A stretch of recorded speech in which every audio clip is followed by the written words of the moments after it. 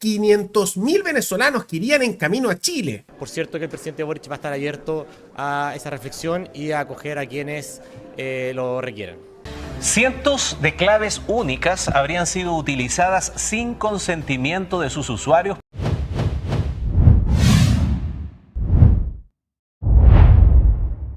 Una masiva oleada de refugiados que va camino a Chile. Eso es lo que se está advirtiendo y confirmando por varios expertos migratorios al interior del país como consecuencia de los resultados fraudulentos en las elecciones presidenciales de Venezuela, donde Nicolás Maduro, de manera bastante descarada, hizo un enorme fraude electoral y que va de la mano, por supuesto, un nivel de represión altísimo. Y como todo parece indicar que Maduro, con apoyo de tropas cubanas y también en último tiempo de mercenarios de origen ruso, podría mantenerse en el poder, manteniendo su dictadura, podría haber una nueva oleada que ya todos sospechan a nivel migratorio que se daría a nivel regional. ¿Y cuántos llegarían a Chile? Porque no solo en Chile, vamos a ver que esto pasaría en numerosos países. Se espera que lleguen unos 500.000 venezolanos que entrarían a Chile tan solo en los próximos 18 meses, colapsando una serie de instituciones que ya están bastante colapsadas en el servicio público, como también generando más tensiones por la alta carga migratoria que ya está presente en el país, pero con 500.000 de personas más aumentaría, por supuesto, aún más. Y uno pensaría que ante esta advertencia bastante real, que está generando bastante pánico no solo en Chile, sino también en Perú, en Colombia, en Brasil, países que todos han reforzado con mucha fuerza sus fronteras y se preparan para la oleada humana que estaría llegando como consecuencia de aquellos que escapan comprensiblemente de la tiranía de Maduro, bueno, uno pensaría que en Chile se trataría de tomar una situación similar. Y aunque han dicho que van a hacer ciertas gestiones para reforzar las fronteras, que viniendo de eso el gobierno Boric no es muy creíble, tomando en cuenta que lo han dicho antes y no se ha cumplido, bueno, han empezado a ver otro tipo de mensajes, como aquellos desde el gobierno que dicen que van a recibir a estos refugiados, que serían en números masivos.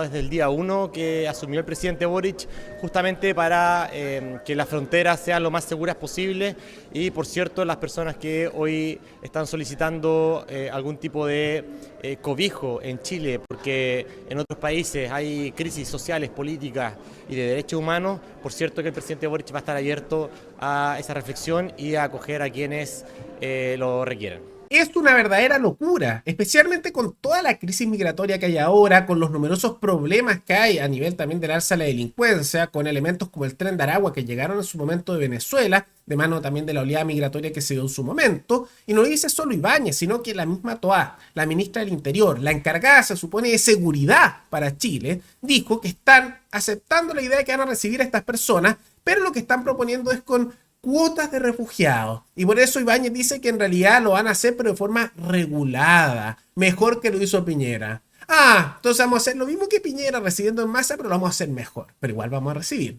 ¿Y le consultan a la población? No. ¿Se le hace pregunta a la ciudadanía si ellos quieren esto? No. Un plebiscito, por ejemplo, que pudiera hacerse para consultar si los chilenos quieren aceptar esto, que se va a pagar con sus impuestos, con los campos de refugiados que habría que hacer, suma también el masivo gasto estatal que esto significaría.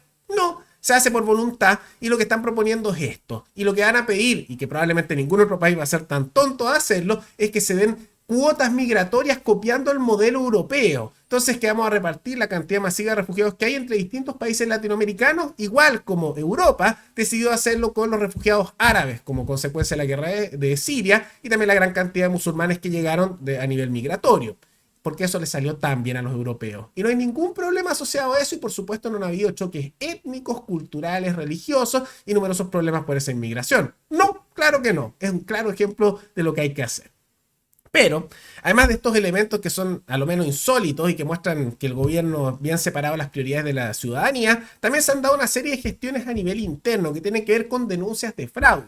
Y que gracias a denuncias por parte de la prensa y también de figuras al interior de municipalidades, se detectó fraude asociado a temas electorales con las claves únicas de distintas personas que habrían permitido candidaturas a nivel ilegal. Y esto no es único porque ya en el pasado ha habido muchas irregularidades en casos, por ejemplo, como el de los refichajes ilegítimos, que salvó a varios partidos políticos de desaparecer por completo de la política y ahora nuevamente se está repitiendo a nivel electoral, pero con figuras en las alcaldías, particularmente ahora asociados a la derecha. Cientos de claves únicas habrían sido utilizadas sin consentimiento de sus usuarios para patrocinar la inscripción ante el servicio electoral de la candidatura del exalcalde de Peñaflor, Manuel Fuentes.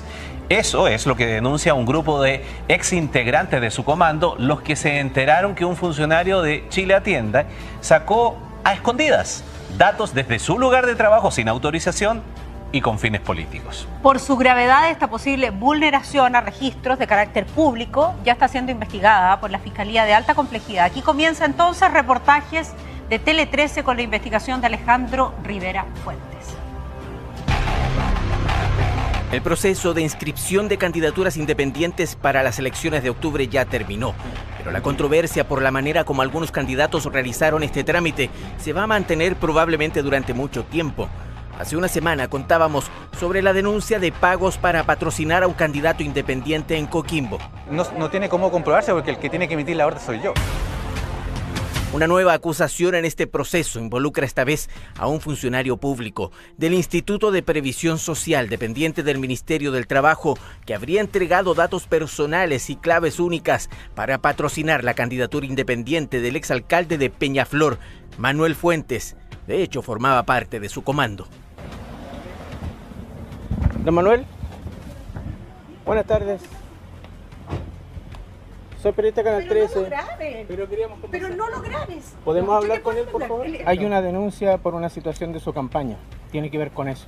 Tiene que ver con el uso de claves únicas y por eso necesitamos preguntarle a usted porque estamos haciendo un reportaje. Pero dos cosas. Yo voy a hablar cuando yo vea la denuncia. Antes no puedo hablar.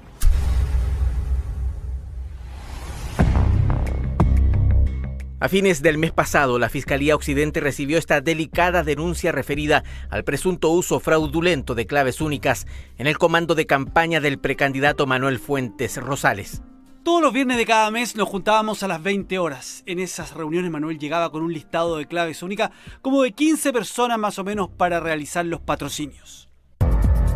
Ese Manuel es esta persona, Manuel Mallea Gómez. Este funcionario aquí en Melipilla habría extraído un número indeterminado de esos datos privados, por cierto, sin consentimiento, para una campaña política, para patrocinar a un candidato independiente. Una buena investigación, y que esto está asociado a la figura Manuel Fuentes, que fue en su momento alcalde de Peñaflor y fue militante de la UDI por muchos años, entre el año 2000 y 2016, y que ahora va como candidato nuevamente a alcalde, pero como independiente, pero pro UDI. O sea, nuevamente estos casos que se suman ya a los escándalos hace poco que se dieron con el caso Macaya, donde la misma UDI le dio mucho respaldo, igual que gran parte de la derecha, al senador Macaya, que se puso a defender las acciones pederastas de su padre ya condenada. Ahora, no es el único caso, porque también el CERVEL está investigando una serie de actos fraudulentos con unas cientos de personas, sino un poco más de 1.800, que estarían en domicilios de manera falsa. Porque curiosamente, y justo en municipalidades donde hay elecciones un poco peleadas, se detectó que hay muchas personas que están en la misma vivienda, se supone, viviendo.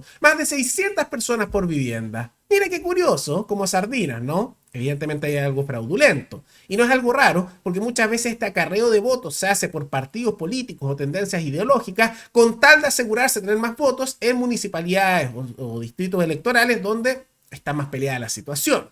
Esperemos que llegue algo, porque muchas veces el CERVEL ante estas denuncias suele no actuar demasiado. Esperemos que haya alguna reacción, aunque poca fe tengo en el cuestionado Servicio Electoral de Chile. Pero más allá de todo eso, ¿qué les parece esta cantidad enorme de personas? Cerca de 500.000 venezolanos que irían en camino a Chile y serían recibidos eventualmente también por el gobierno chileno bajo decisión de Boric y Toa. ¿Les parece que es correcto o habría que consultar a la población? Todo esto en los próximos 18 meses. Y también, ¿qué les parecen estas denuncias de fraude que se dan con las claves únicas, como también de acarreo de votos para distintos distritos? ¿Quedará en algo o finalmente todos saldrán impunes como ha ocurrido históricamente? Todo eso coméntenlo abajo. Y antes de terminar, quisiera agradecerle a los suscriptores Libby Díaz, Eric RR, Bastián Saavedra, Patricio Soto y Itzi Ali, que se convirtieron en los suscriptores más recientes en decidir hacer un aporte mensual al canal a través de la comunidad de YouTube.